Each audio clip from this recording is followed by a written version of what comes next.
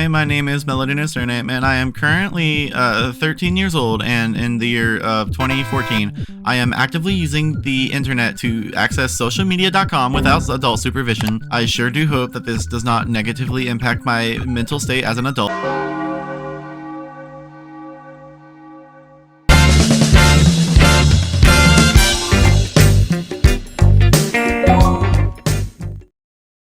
The year is 2009 and you just got access to your very first laptop. Finally, you can create a MySpace account and interact with your friends online. Time to post about your day and what you did at school, what you had for dinner. Talk about your favorite song you just heard. Say that the new movie starring Nicolas Cage was bad. Be happy, be sad, it's your blog. You can message your friends. Talk to a cute boy from school or answer that DM from a random man and get groomed, causing you to experience irreversible damage to your mental health.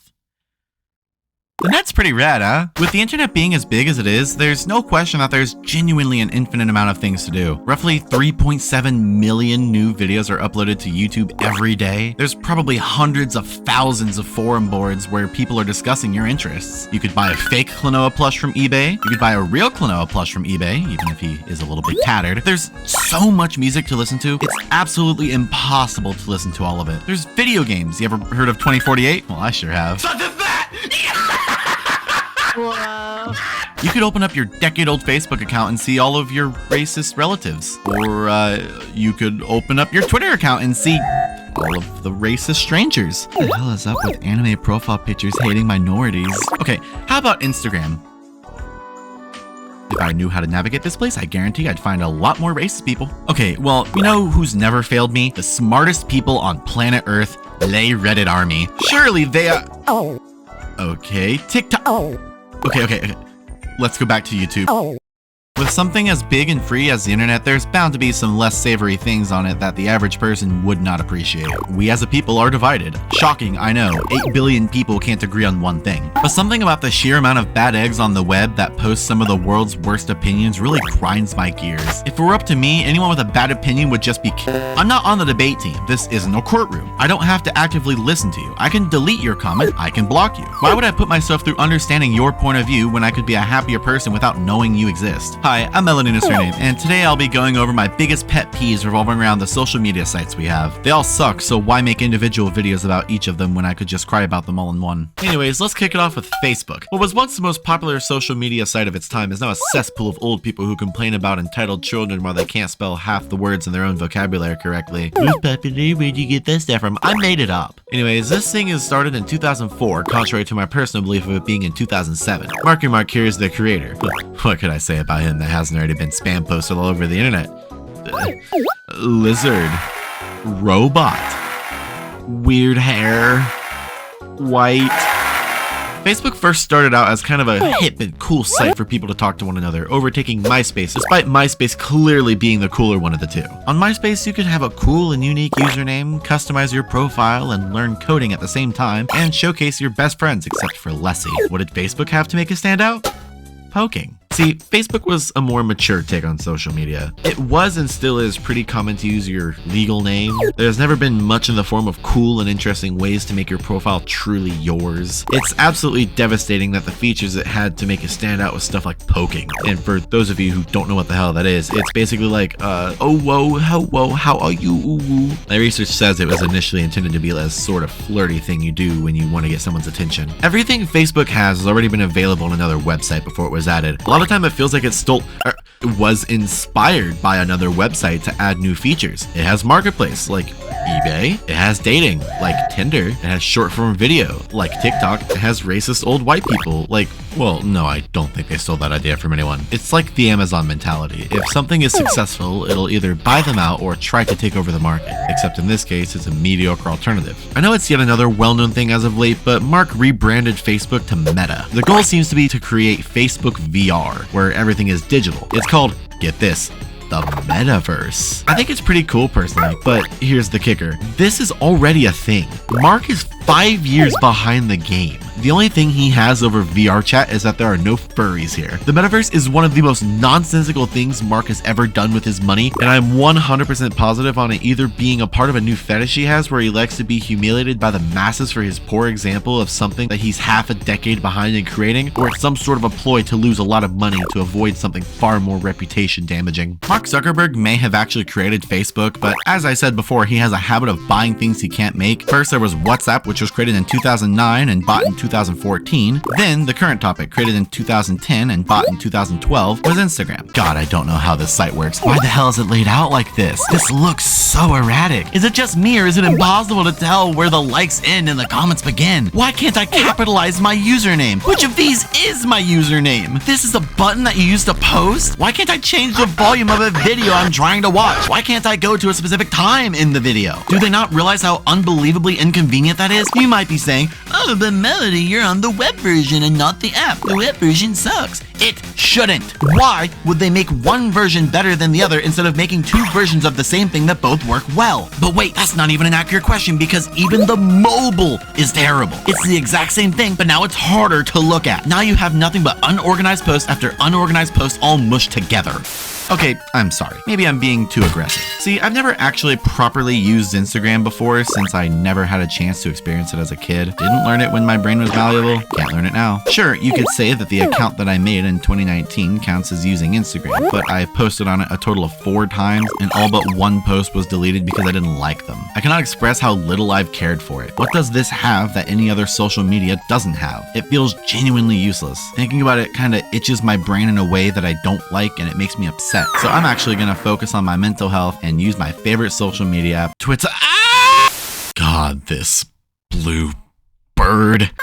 The app itself isn't really the issue, it's the people. It's nothing but a bunch of chronically online right-wing losers arguing against the basic human rights of a bunch of chronically online left-wing losers. I scroll through my Twitter feed and I see furry art, a meme, and maybe a cat video or a picture of a deer. Then out of nowhere I see an argument started by a racist politician about how I don't deserve my rights to being alive since he thinks that all trans people are pedophiles, which triggers an auto-response in some uninformed middle school dropout where he drops to his knees and cleans the toes of a man who has probably seen some variant of the Epstein Island. See, I have a theory. No person alive would voluntarily say these kinds of genuinely abhorrent things. There's a point where your body will just reject the statement or action you're doing due to it triggering too much shame in the brain. I believe that these kinds of people are fake. It's all an act to see what people will react with because in no world would I ever genuinely believe that not only does Cunny fan at Cunny exist, but that someone using that name would unironically say, ironic coming from a person defending the community that's known for grooming little kids and having insane sex offender records, in response to someone saying that there is no LGB without the T. The sheer amount of child-loving freaks who are literally roaming freely on Twitter is awful. The sheer amount of racism is insane. How in the world would a site allow these kinds of things to happen? Who would let this happen? Oh, wait. See, back in the day, Twitter was still like this, but you could just report the Nazis and pedophiles and they'd be banned. Easy as that. Nowadays, courtesy of Twitter's new owner, Elon Musk, I wouldn't be surprised if you got banned for reporting someone so brave to be openly based and red-pilled to talk about their hatred of minorities publicly. I think the whole saga of Elon wanting to buy Twitter, regretting his decision, trying to back out of his decision, getting threatened with a lawsuit if he did back out of his decision, is some of the best comedy he's ever performed. And now, comedy, presented by Elon Musk.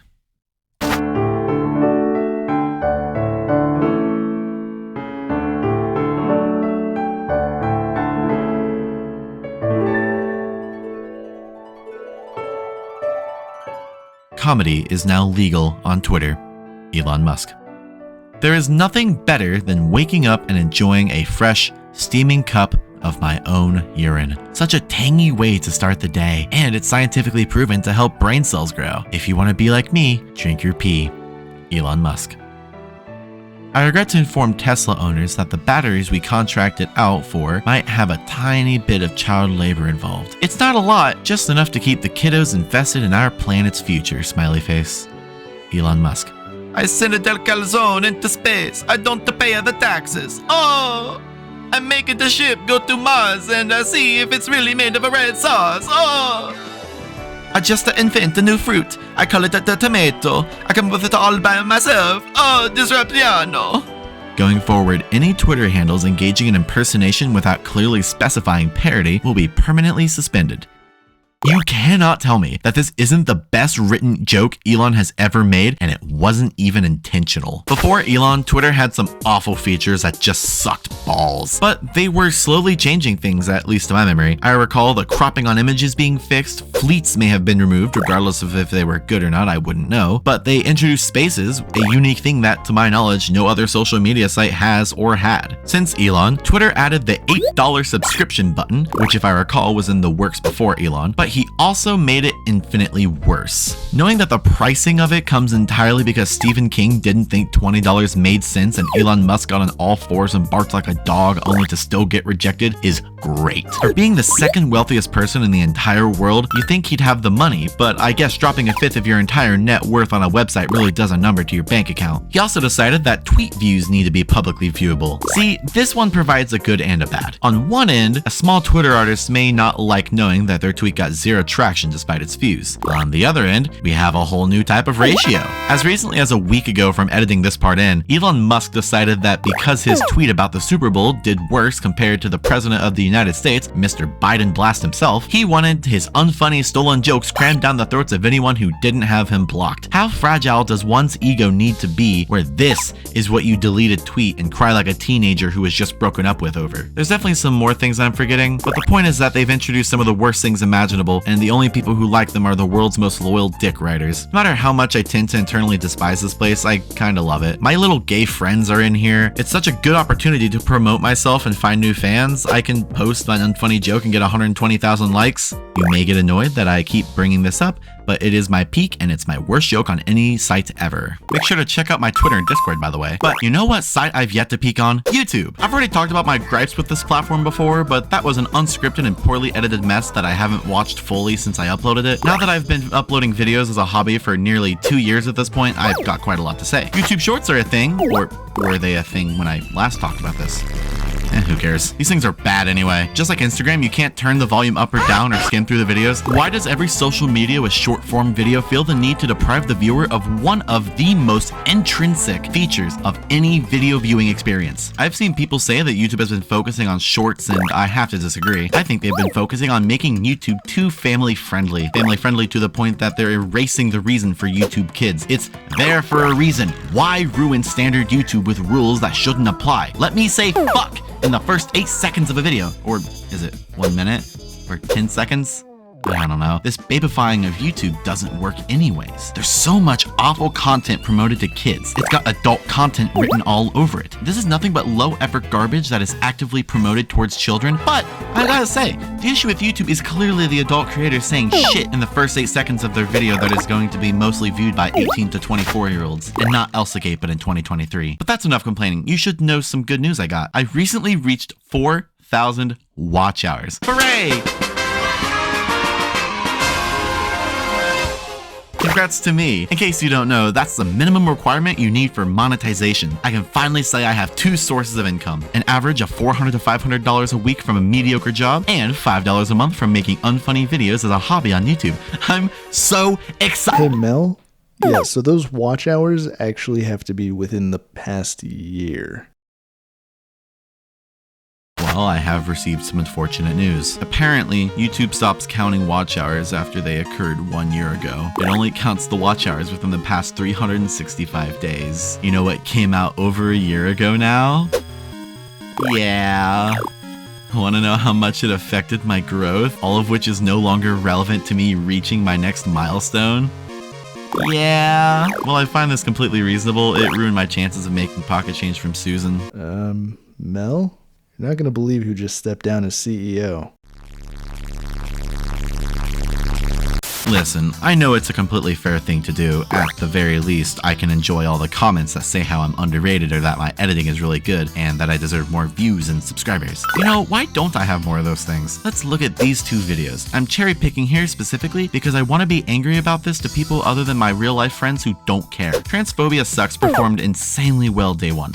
Then Oops. The government turned you into a furry, didn't do too hot until I retitled it to what it is now, took a nap, and it exploded only to be stunted as well. It seems that these two were on track to reach huge numbers but got cucked. Why? What the hell did I do wrong? And another thing, why have I gotten ads on some of my videos when I try to show them to one of my friends? It hasn't happened recently, but it happened here, and it's the only proof I have of it having happened, and if I didn't take the screenshot, I would look like a fucking idiot. This site used to be bad in a way that's fun to look back on now, and now it's a platform that I use to foster my hobby and watch Scott the Woz. Like, why can't my videos just take off so I can become a slightly bigger niche micro celebrity? I've heard people say I should try TikTok, but, well, at least you can skim through the videos.